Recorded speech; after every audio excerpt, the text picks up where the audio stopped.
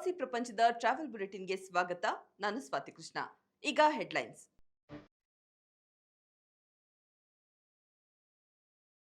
Air India very punctual in India, Cirium ಸಂಸ್ಥೆಯ ವರದಿಯಿಂದ ಮಾಹಿತಿ ಬಂದಂತ.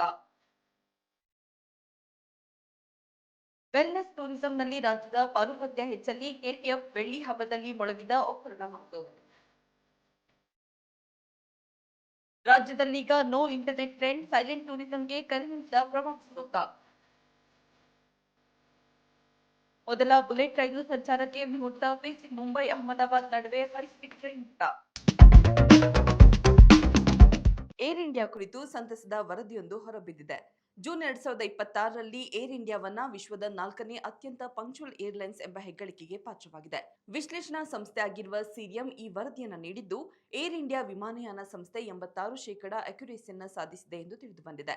ಉತ್ತಮ ನೆಟ್ವರ್ಕ್ ಯೋಜನೆ, ಫ್ಲೀಟ್ ಎಕ್ಸ್ಪ್ಯಾನ್ಷನ್ ಮತ್ತು ಗ್ರಾಹಕ ಅನುಭವದ ರೇಟಿಂಗ್ಸ್ ಮೂಲಕ ಕಾರ್ಯಾಚರಣೆಗಳನ್ನು ಗಮನದಲ್ಲಿರಿಸಿ ಈ ವರದಿ ನೀಡಲಾಗಿದೆ ಎಂದು ಸಿರಿಯಂ ತಿಳಿಸಿದೆ. ವಿಶ್ವದ 5 ಅತ್ಯಂತ ಸಮಯ ಪ್ರಜ್ಞೆಯ ವಿಮಾನಯಾನ ಸಂಸ್ಥೆಗಳಲ್ಲಿ ಇದು ಒಂದಾಗಿದೆ. ಈ ಮೂಲಕ ವಿಶ್ವದ 5 ಅತ್ಯಂತ ಪಂಕ್ಚುವಲ್ ವಿಮಾನಯಾನ ಸಂಸ್ಥೆಗಳಲ್ಲಿ ಈಗ ಏರ್ ಇಂಡಿಯಾ ಕೂಡ ಒಂದಾಗಿದೆ. ವೆಲ್ನೆಸ್ ಟೂರಿಸಂ ಕುರಿತು ಅರಿವು ಮೂಡಿಸಲು ಕರ್ನಾಟಕ ಟೂರಿಸಂ ಫೋರಂ ಕಾರ್ಯಕ್ರಮವೊಂದನ್ನು ಹಮ್ಮಿಕೊಂಡಿತ್ತು.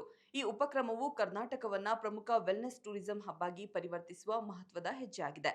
ಈ ಕಾರ್ಯಕ್ರಮದಲ್ಲಿ ಟ್ರಾವೆಲ್ ಏಜೆಂಟ್ಗಳು, ಬ್ಲಾಗರ್ಗಳು, ಇನ್ಫ್ಲುಯೆನ್ಸರ್ಸ್, ವೆಲ್ನೆಸ್ ಎಕ್ಸ್ಪರ್ಟ್ಸ್, ಮಾಧ್ಯಮ ಪ್ರತಿನಿಧಿಗಳು ಮತ್ತು ಟೂರಿಸಂ ಸ್ಟೇಕ್ ಹೋಲ್ಡರ್ಸ್ ಸೇರಿದಂತೆ ಸುಮಾರು 60ಕ್ಕೂ ಹೆಚ್ಚು ಪ್ರತಿನಿಧಿಗಳು ಭಾಗವಹಿಸಿದ್ರು.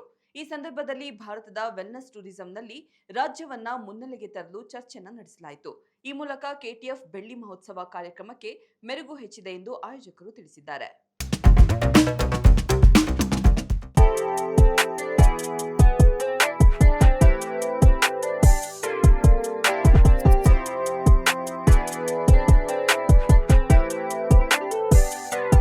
ಅರ್ನಹೆಮ್ ತನ್ನ ಹಸಿರು ಪರಿಸರ ಮತ್ತು ಐತಿಹಾಸಿಕ ಮಹತ್ವಕ್ಕೆ ಹೆಸರುವಾಸಿ.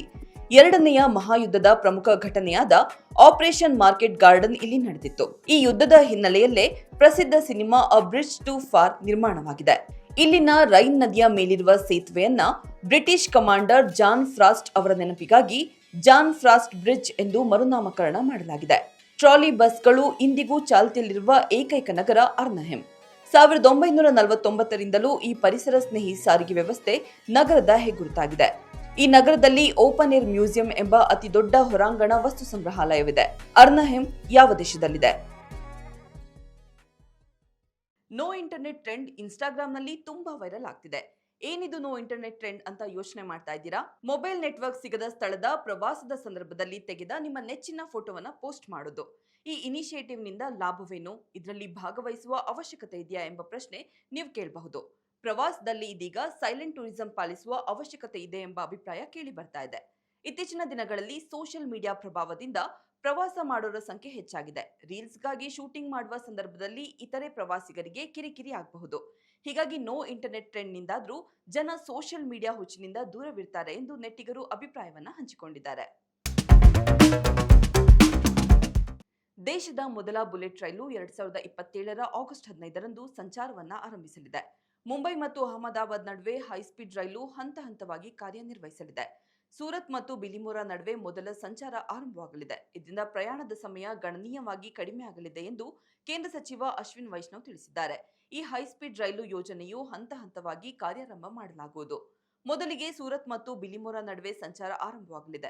ನಂತರ ಹಂತಗಳಲ್ಲಿ ವಾಪಿ ಮತ್ತು ಸೂರತ್ ನಡುವೆ, ನಂತರ ವಾಪಿ ಮತ್ತು ಅಹಮದಾಬಾದ್ ನಡುವೆ, ತದನಂತರ ಥಾಣೆ ಮತ್ತು ಅಹಮದಾಬಾದ್ ನಡುವೆ ರೈಲು ಸಂಚಾರ ಆರಂಭವಾಗಲಿದ್ದು, ಅಂತಿಮವಾಗಿ ಮುಂಬೈ ಮತ್ತು ಅಹಮದಾಬಾದ್ ನಡುವಿನ ಸಂಪೂರ್ಣ ಕಾರಿಡಾರ್ ಸಾರ್ವಜನಿಕರ ಬಳಕೆಗೆ ಮುಕ್ತವಾಗಲಿದೆ ಎಂದು ಸಚಿವರು ತಿಳಿಸಿದ್ದಾರೆ.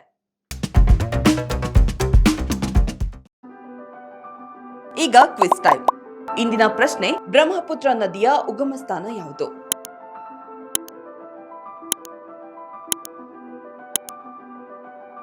ಸರಿಯಾದ ಉತ್ತರವನ್ನ ಕಾಮೆಂಟ್ ಮೂಲಕ ತಿಳಿಸಿ. ಇದಾಗಿತ್ತು ಇವತ್ತಿನ ಟ್ರಾವೆಲ್ ಬುಲೆಟಿನ್.